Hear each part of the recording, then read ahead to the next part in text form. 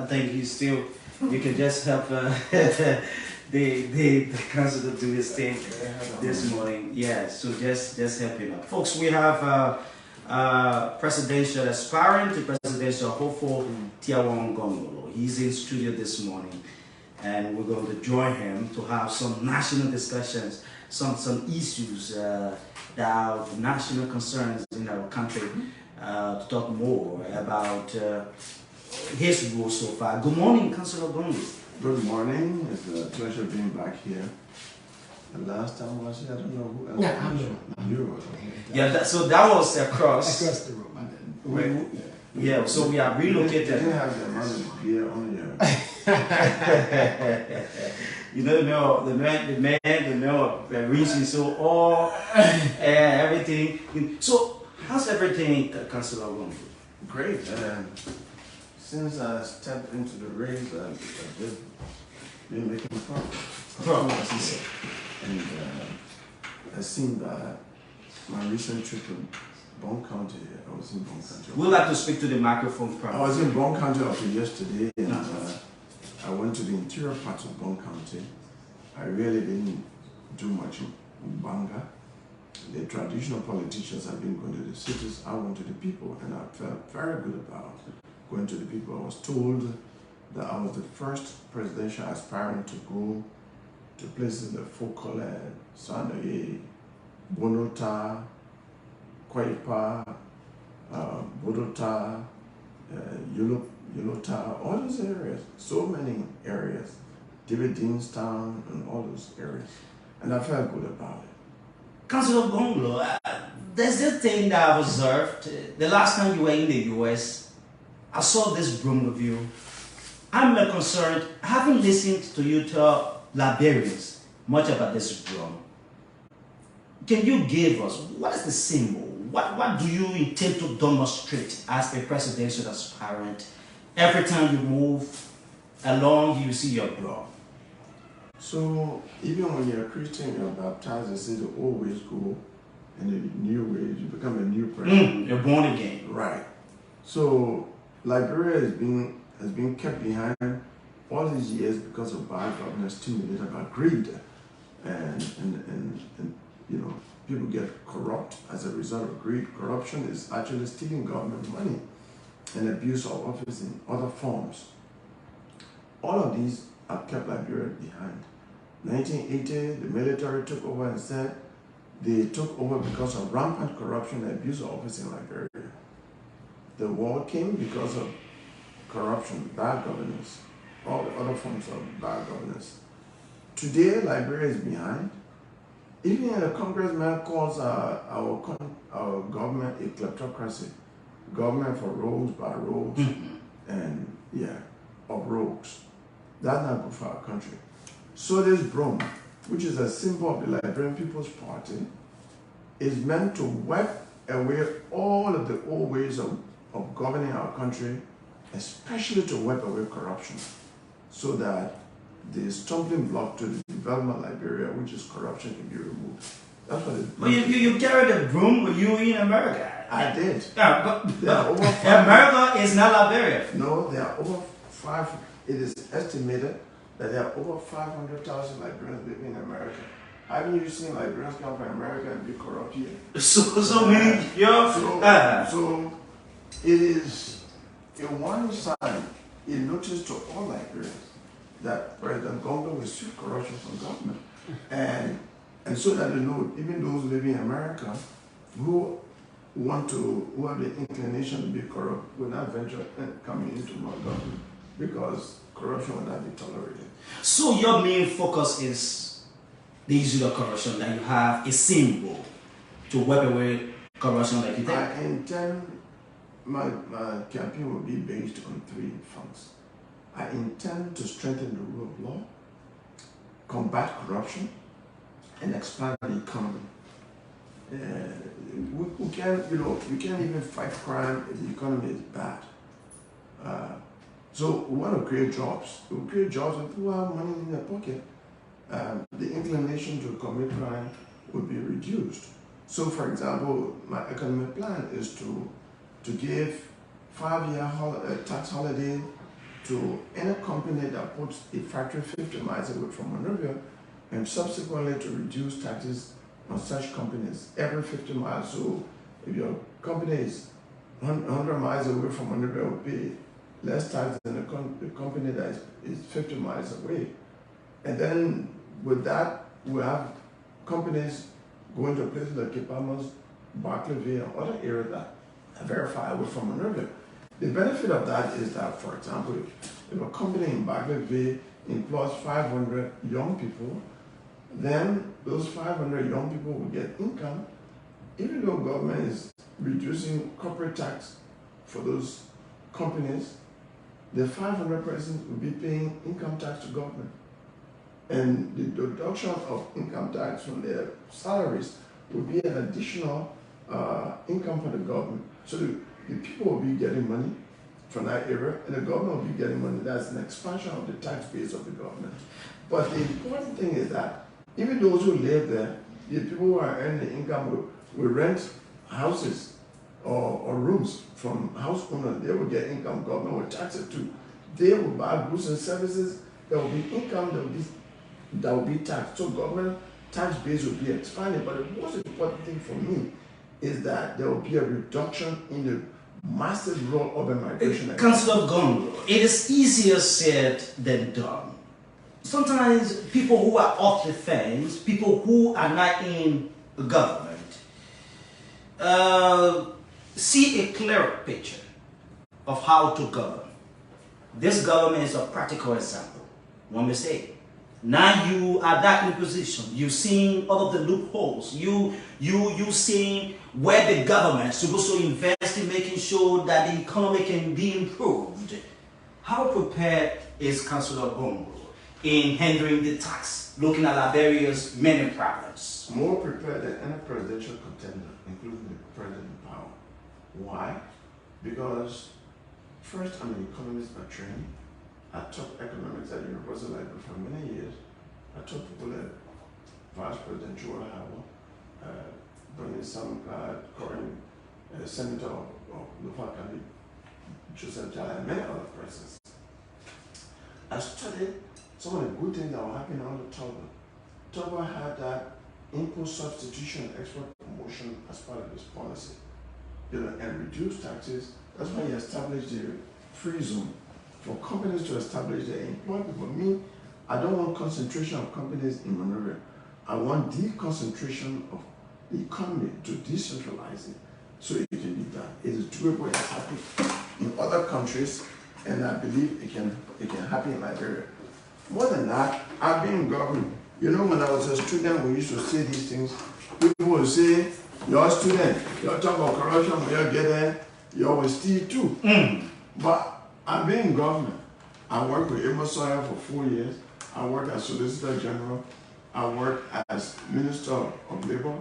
And I challenge anyone, even today, to say I've been corrupt. In any way. Someone says it's enough, but occupying some of these positions in government and Liberia is still the same. Well, you know, I had my part to do. What extra do you want to do? Because When you have occupied some of these very positions that people are occupying today and they are still misbehaving. So if you ask anyone in this country who knows of government, they will tell you that the position of president controls the two branches of government. It has been that way for a long time. You need a good president to change the situation in this country. It happens everywhere. Gerald Rawlings, where Kwame Nkrumah started the foundation of Ghana. Gerald Rawlings, after a long time, came and changed the direction of Ghana. What Ghana enjoys today is credited to the leadership of Gerald Rawlings. We fought the war in this country. War was fought in Rwanda. Besides the human rights situation in Rwanda, the economy is among the fastest growing economies in Africa.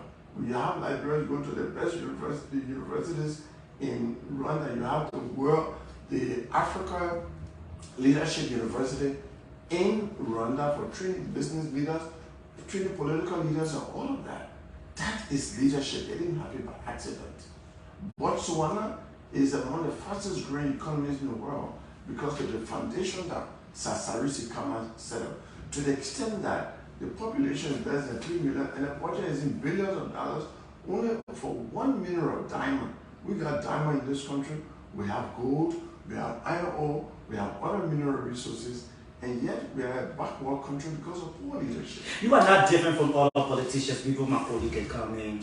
You are not different from other politicians. These things are being said, and once they are placed in the position, you see them the way it is. Okay, that is an insult to me. And I'm just saying, you probably don't know me. No, but let's take it. Let me conclude your extra question. You probably don't know me. I'm a transformer. And when I was in government, I used to pray every day to God, help me to resist the temptation to cross the lines that I shout at other people for. I don't like to be inconsistent. My only asset is consistency.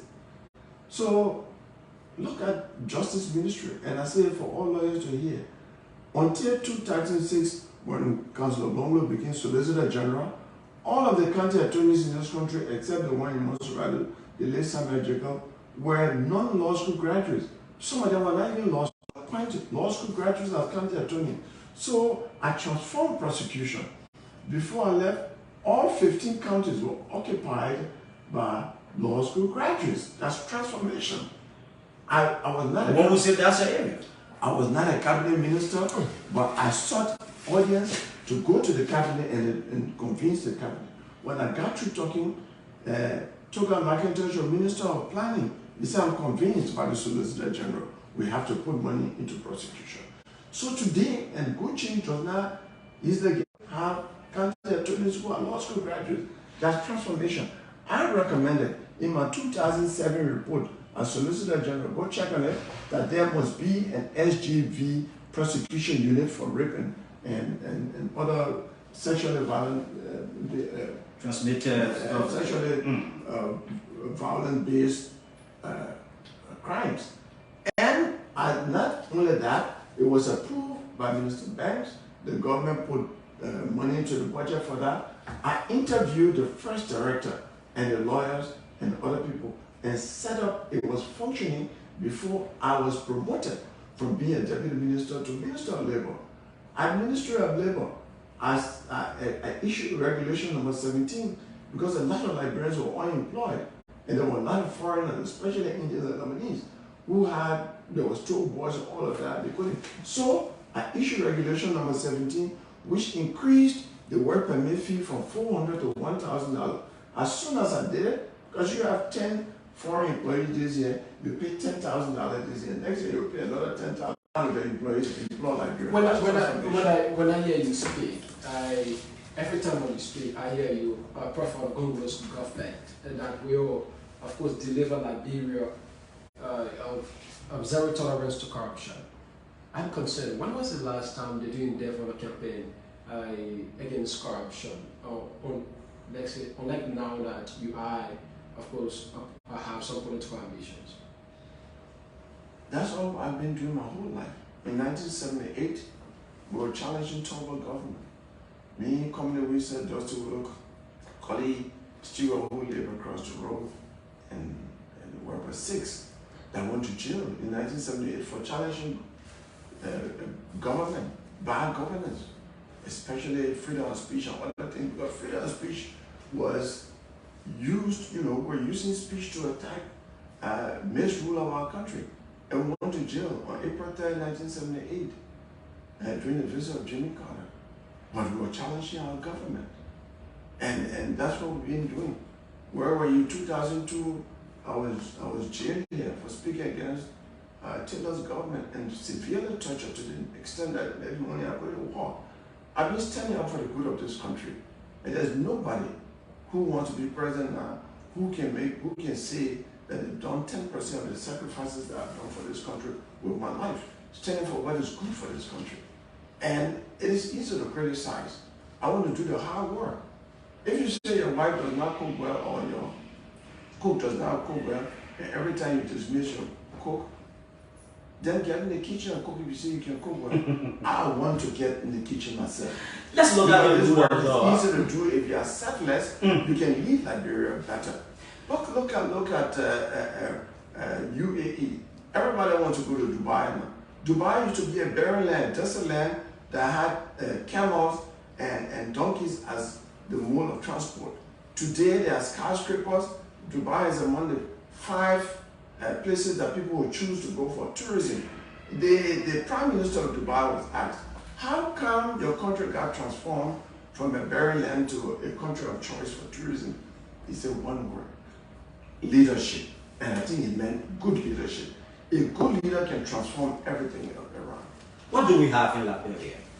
You have fought, quote unquote, like you said, you have raised the bar as it relates to the legal system, where you should be a first degree holder or whatever the case may be before you occupy a position within the legal circle of our country. What do you think is the problem in Liberia? Selfishness and greed, and lack of love of country. That is it. That is it. You know, and ignorance. You know, President Thomas said that Liberia had 3 great enemies. He said ignorance, poverty, and disease. Abbott said the same thing, and Dr. Tibodo reminding me the other day that Detroit said the same thing. And all of them zeroed in and said, but the worst enemy of Liberia is ignorance. Because if people know that for corruption, people are put on the pole and executed. If people know that for corruption, entire government know that for corruption, we had war in our country. If people know that for corruption, over 300,000 people were killed in a civil war that was not based on tribal differences or religious differences, then they will not be corrupt. It is out of ignorance. Above their income and live better than the average people. There's no way you will have people suffering in the country, majority of the people suffering, and a few of you are enjoying living happiness. So that is it. There's high level of ignorance, there's high level of law, lack of love of country, and high level of greed. That is it. If the president comes to power and bill for the 7 trillion billions in 1 year, what do you expect the ministers to do? If the president, they follow the president. Then it's possible that they also rather the presidents, like you said, the president did for the 5 years. You think it's possible that they do the same? They will do it. So they started billing all over the place. They started billing. What's happening today? Rice is now on the market. Government has done nothing. The only sustainable way to have rice on the market is for government to have a program to produce rice in this country. That's what you think? That is the only way, the only rational way. How has it been? Let me tell you this. In this country, rice, Liberia was self-sufficient in rice production up to 1960. Okay. In 1960, most of the people were still living in the interior. But 1960, the mining companies came. People left the interior and went to work for the mining companies. More Liberians started going to school. People started coming on the road. Urbanization was developing. The young people that were using cutlasses and hoe to brush in interior by the pool system, all that was not available. So government needed to change the mode of production, not cutlasses and hoe. I worked in the interior. I was in the school. We used to go up interior vacation time when the school schedule was different, any December. And I know that from my experience, nobody can use cutlass and hoe and produce 3 clean bags of rice. So we need to change. We need to mechanize rice production. It is a shame in this country that India, that has more than 1 billion people in India, will grow rice and then have sufficient to eat, they sell the excess to Liberia. Do you think it's a strange thing in our country, the increase of a rice price? Some women say it's an old age price. Do you think it's a strange thing? As long as you don't produce rice, as long as you live on rice importation, the price will keep going up because you don't control the price.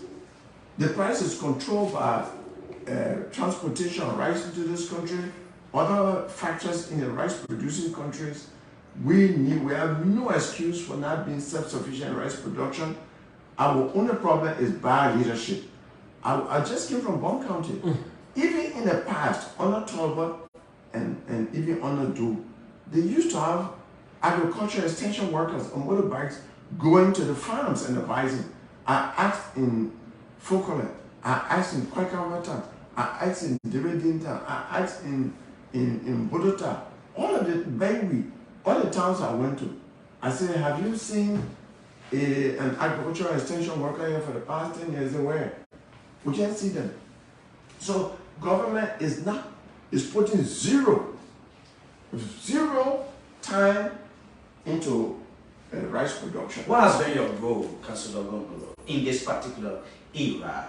We have rice production, like you talk about, will be the only alternative. What are you doing as a sign that yes, indeed, or that indicates that Councillor Gongloe has digested the problem?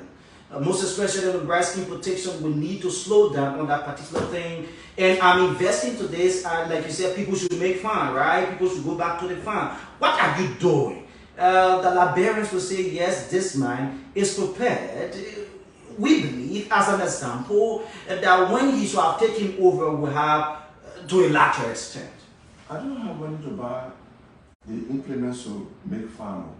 You need mechanized farming, tractors, combine harvesters, and other implements like what was taken to FOIA. You know, you need machines. I told you, I know how to make farm with fertilizers and hoe, but it is not sufficient to feed any family through the year. So that what I've been doing as a thinker, as someone who loves my country, I've been giving ideas. Last year, I was the keynote speaker at the Armed Forces Day program, the symposium. I was the keynote speaker at the Ministerial Complex. There were lawmakers there, there were officials of government from the executive, and I said, the only sustainable way to produce rice in this country is for government to invest in mechanized farming. Just like GVL, Sam Dhabi, all these companies did tearing the forest to plant oil palm. You can do the same thing to produce rice, and we'll have sufficient rice in this country. So I said, I made a concrete suggestion to government. The role of the military is to defend us, to defend our collective security against our enemy. We are not at war with any of the countries bordering us. We are not at war with any country in the world. But we have an enemy, and that enemy is hunger. So that the agricultural battalion of the armed forces of Liberia should be used by the government to protect us, to defend us against our enemy called hunger, by buying machines and giving it to the agricultural battalion of the armed forces of Liberia to produce rice for us. Do you feel disappointed when you made these recommendations to national government and sometimes you don't pay attention to them? But that's one of the motivations of trying to be president myself. Because you can't keep criticizing and recommending and people don't want to do it.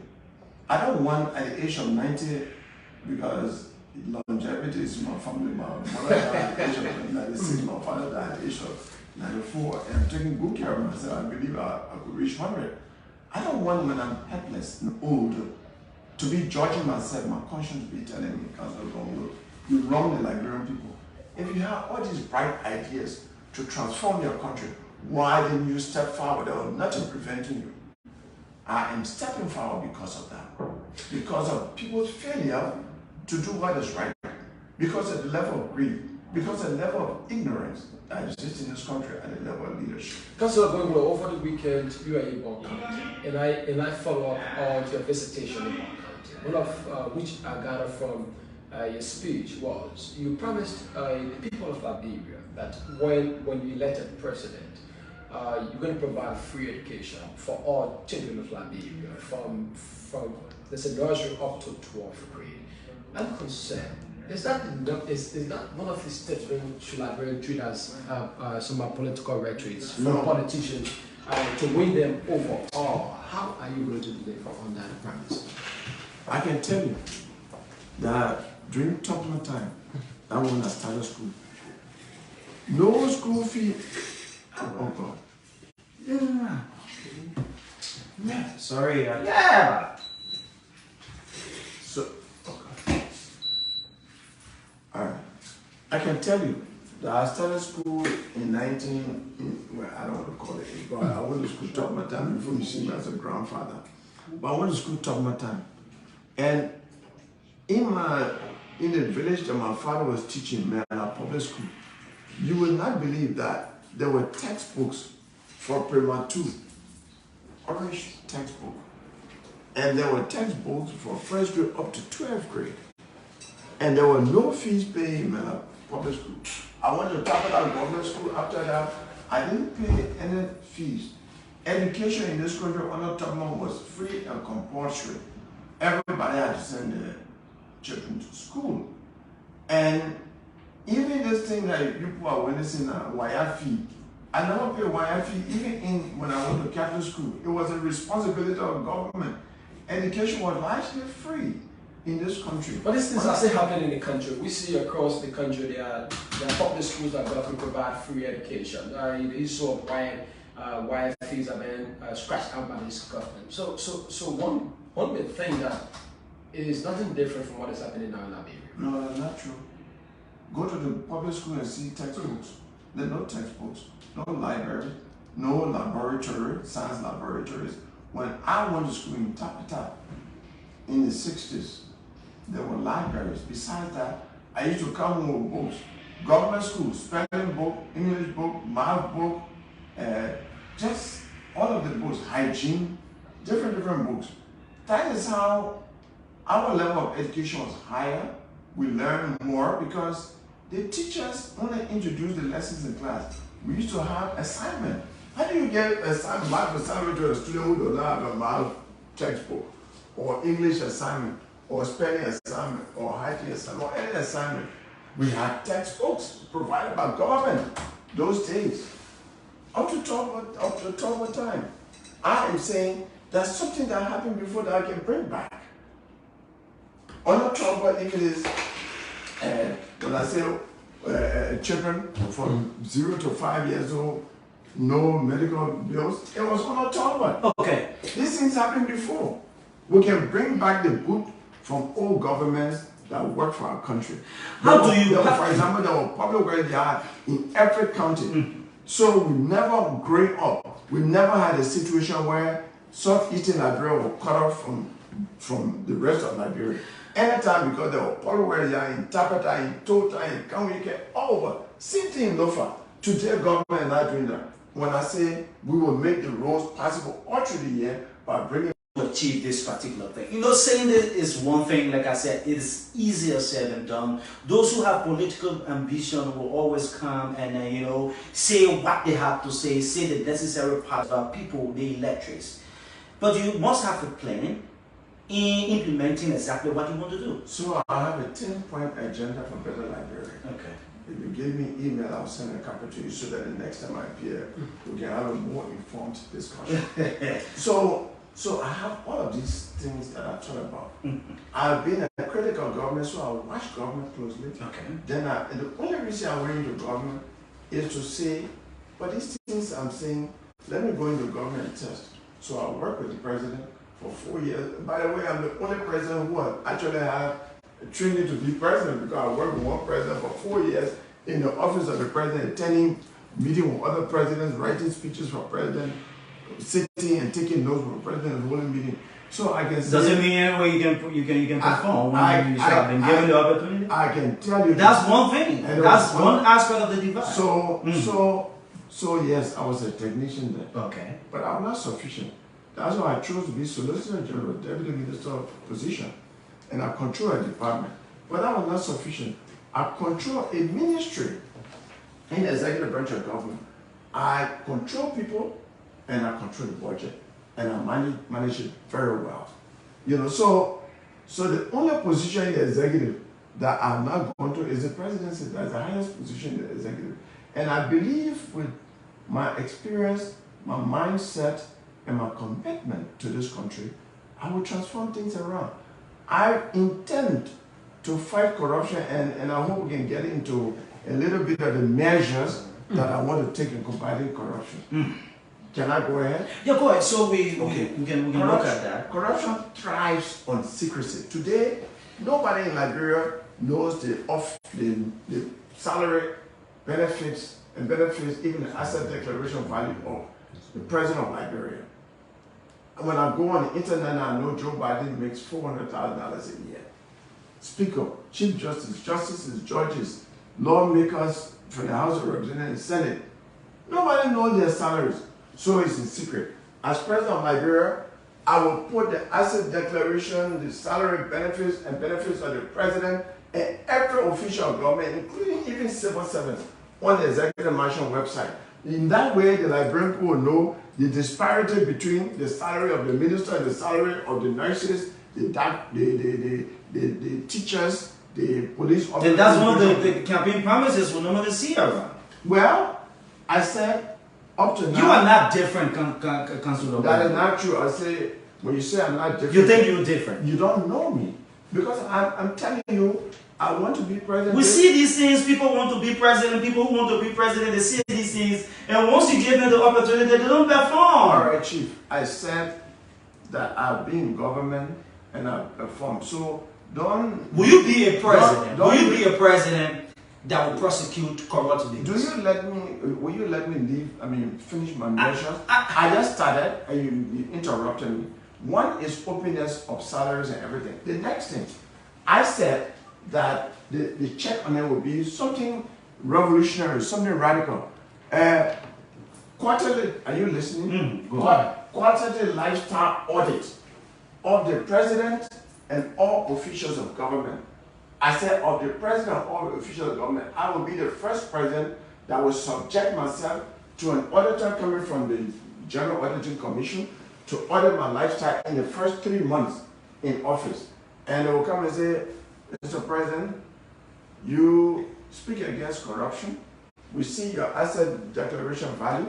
We see your salary and benefits. It is now equivalent to $50,000. How can you justify the fact that you have a yacht parked at the Freeport? A yacht is a luxury boat parked at the Freeport that is worth $1 million. It's called MV Tiawan Gongloe. Or somebody might not know yacht, but how come you are building a 10-story building in place of your hometown when you are just being in government for 3 months? I will not be able to explain that because I cannot even say, my friend, give me a gift. Because the law, the code of conduct says that nobody working in government should receive a gift value at more than $250. So I can't even say that gift. When it comes to that, if something happened to me, maybe I drink cane juice and woke up and do that, I will resign from government. If that's what you say? I will resign. I'm saying it, record me. You're on record. Don't worry about being... I will resign from government if in the first 3 months I spend beyond my income. Will you be a government president? Because we got to go to the line. We got our next guest. Because I will not do that, any minister in my government who the auditor goes to and is building a $300,000 house far beyond his income and expenditure, income and benefits and all that, I will dismiss you immediately because you are a political employee. Do you have that political will, Councilor Gongloe? I have it. Anyway. Do you have that political will? Let me tell you, I dismissed someone from Labor Ministry, an inspector who wanted to get $50 from one supermarket. Once I got the information, because he was civil servant and set up a committee to investigate him.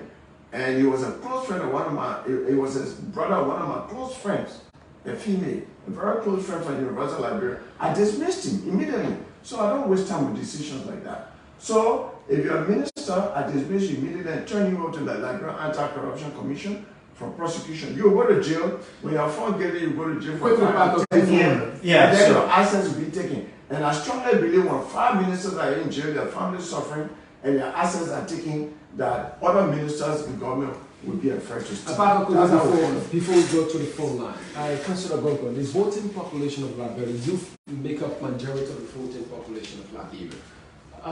What are your plans as a presidential hopeful when elected? You're going to roll out some plans. Very good.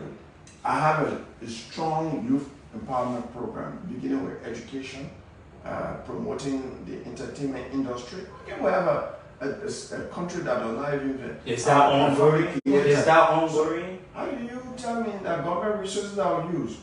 Don't give me condition that you didn't give to Taylor, Ellen, or George. So you haven't started anything? What do you mean by... You must have something. Direct involvement with the Can you...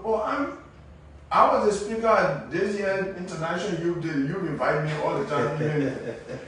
Look, I don't like to talk about material things. I will show you, maybe, where's my phone? I will show you right here on the air a library and auditorium that I built in honor of teacher Cllr, Gongloe, my father, and raised up. It's the best ever anywhere else. It's not something hard to talk about, so you don't want to talk about it. I don't want to talk about these things because, you know, things that I've done, material things, those things fade away. But I've been a teacher in this country. I've transformed minds. I teach at the police academy free of charge. I don't call me. I teach magistrates. I transform minds. So I'm a transformer. Don't be telling me, oh, if you want to. But let me talk about the youth. So as I was saying, that we intend to transform the lives of the socially challenged youth in the street, for example, that you call, I don't want to call them, we call them suckles or whatever. Rehabilitate them and give them skills. Open skill training school for them in all of the counties. So they learn tailoring, masonry, carpentry, all of the different things. More than that, I have said children from kindergarten to 12th grade will go to school. That's young people. I have said that I'll create jobs in the counties for the young people so that the economy is decent, deconcentrated, because the young people come from Cape Palmas, come from Panama, come from all over the country, they come for greener pastures in Monrovia, and they don't have opportunities like you to work. Their friends influence them to get into a drug habit, to get out of the frustration. They end up being armed robbers, raping people, ejecting bags in the night, and all of that. So there's a relationship between the economy and crime. Provide opportunities for jobs in their countries. If a young man got a job in Cape Town, he doesn't want to come to Monrovia. He will be there, enjoy himself, and weekend he go to San Pedro to enjoy himself and come back. So these are the things we want to, and then the cultural program, our cultural center is closed. We need to revitalize our cultural program in this country, because cultural program in any country is the foundation of tourism. People want to come and see things differently in the country. And not just dancing. I want people to teach young people how to make clay pots that used to be before. And the things from making baskets, different things. Your quest to take over the presidency, it's been funded by a lot of promises. You mentioned you're going to provide a corrupt-free Liberia. You mentioned you're going to stabilize the economy. You talk about agriculture, you talk about youth. I mean, a lot of promises. Are you considering the economic constraint Liberia is faced as a country? Your government, can you deliver all the promises? Yes. There's so much wastage in the government. There's so much wastage. The high salaries, we don't know. Again, speculating. People say that the salaries are high. It's not written for anybody to see. We need to cut down those salaries. If we should carry salaries up, it should be teachers, nurses, civil servants, the police. And these things that's exactly the people do the actual work. Because imagine lawmakers each receive $30,000. They put one big terminology behind legislative engagement fund. And by the way, it's the first time in the history of our country that that kind of fund has been signed by the president and distributed. And then I did research. It doesn't happen in America, China, Russia, England, France, anywhere. That $30,000 is still there, cannot be audited by GAC. How can you have public fund that cannot be accounted for? That's corruption. Because your Gongloe will have to go to the telephone line. But there's this thing that we observed. There's this thing we observed, that sometimes we experience interferences from other countries into our decision-making processes in Liberia. How do your government intend to work along with other foreign partners? Sometimes their direct say in government sometimes can influence government's decision. like you look at the sanctioned government officials. The U.S. government had to place sanctions on these people before the government would take steps looking at that suspension. Sometimes you see foreign partners have to say that the city of Monrovia is filthy before government can take steps. Let's look at that in 1 minute. I will be proactive. I will be proactive, and I will not bring shame to my country. I will not let other countries decide. I will be ahead. What policy will you put in place? You know, the laws are there. The laws, for example, law combating corruption is there. It's just the lack of political will. The law on cleaning the city ordinances are there that are not being enforced. When did you ever see the city government arrest someone or fine someone for littering in the streets? The laws are there. And I've been a lawyer for 34 years. To implement the law is the easiest thing for me. You know? 0775 1891 93 0881 3787 are the numbers, and you will be live. We have this very first person. We'll take 5 calls, and then we'll go to our next guest. Our next guest will be Senator James W. Tonola from Margibi County. Let's hear you. Good morning. Let's hear you. You say your name? Let's hear you, Chris.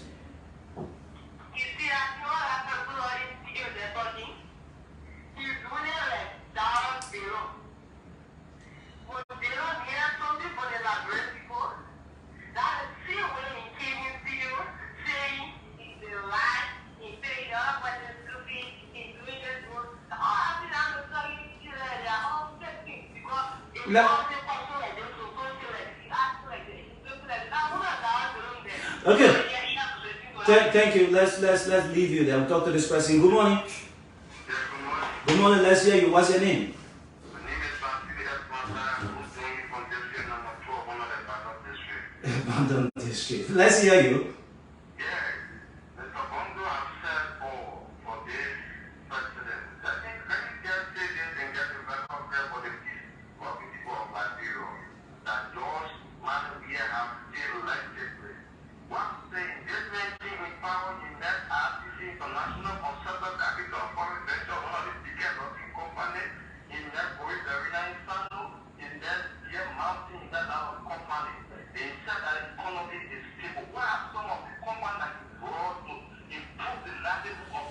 Okay. Thank you. Thank you. Thank you. Let's talk to this person. 3. Good morning. Let's hear you. What's your name?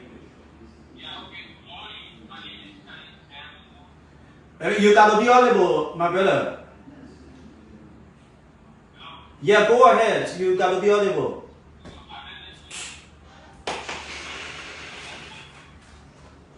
You got to change your location, my brother. Let's talk to this person. We got to take our next guest. Let's hear you. What's your name?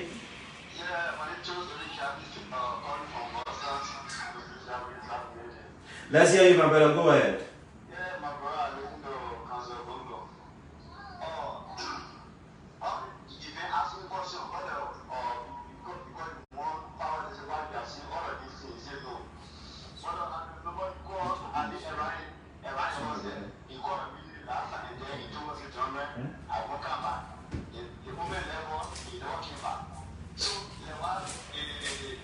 You say what happened?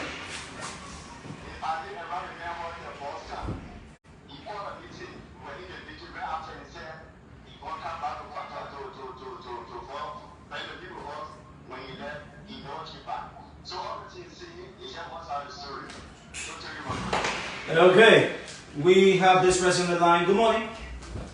Good morning. Good morning. Let's hear you. What's your name? Yeah, I'm Tiawan. Yeah, go ahead. I want to say I've worked along with Dr. Gongloe. And Dr. Gongloe has always been a man that's principle-minded. I don't blame Black people because of the disappointment they have. But it doesn't mean because of other people who do the wrong, who make the wrong decision in the country. As Dr. Gongloe has been a man who has lost his fight standing because of his principle. So you think he's a straightforward?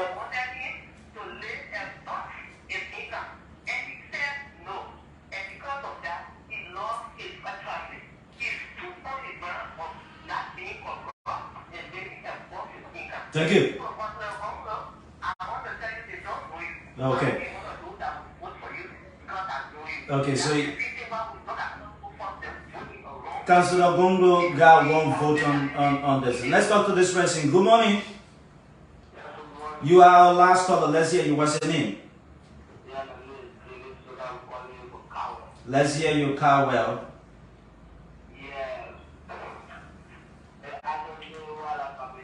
No, let's just speak to the issue. I don't want you sending the way you start it. Go ahead, yeah. I will protect my guests.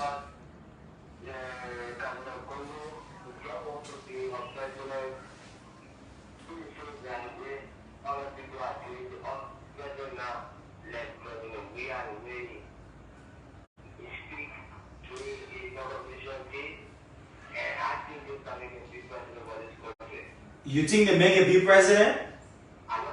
Okay, you don't think. So we'll call it a day on that segment, Councillor Gongloe. You listened to the callers. Well, most of your opinions, I didn't hear any question, but I will say this. You know, in somebody raised that same issue in a town in Bonkan, I've forgotten the town, and then somebody, raised also counted and said, oh, just because you are married 3 times, the marriage fails, so you man, when you find another woman, you're not married because 3 marriages have failed. We've had bad leaders.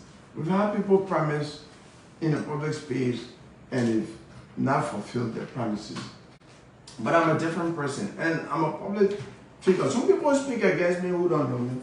Some people speak for me like the lady did, like the other man did. The young man who said he lived around my area, I don't know. But the area, the reason we don't have money, me and my wife, yeah, we ain't fence the building, but one of the reasons we have not fenced the place is that everybody in the area during drought season draw water from our fence, from our well. So I told my wife, look, security is good neighborliness. We have good relationship with our neighbor. Why put a well in? Are we going to go to the gate every day when people come and open the gate for people to come? So let the place be here. We have 2 wells. The other one to draw water from it. I don't know whether that person really lives around me. But again, that if you will come to the public space, we subject ourselves to all kinds of views, including attacks and commendations. So okay. Okay, Councillor Gongloe, we got to go. What will be your parting comment so far? I will just tell the Liberian people that this election will be free, fair, and transparent, and they should come out and vote. First, they should go, they should participate in the census, because under the Constitution, every 20,000 Liberians are entitled to representation. So if you participate in the census, maybe your district, your county may have more representatives than it has now. You send some time some book and say when they come to you will die or something will happen to you or something. So they got all kinds of superstition about counting. But I'm calling upon all Liberians when the census comes for them to be out and be counted. Number 2, when the voter registration time comes, if they put like what I'm saying, or other candidates, they want to vote for other candidates, unless you register, you will not vote. So my appeal to all Liberians is to register to vote if they want the country to be transformed the way I'm saying it. And this broom is to change Liberia. Anybody in this race who does not support the broom, no Liberian should listen to that person. The broom is the way forward.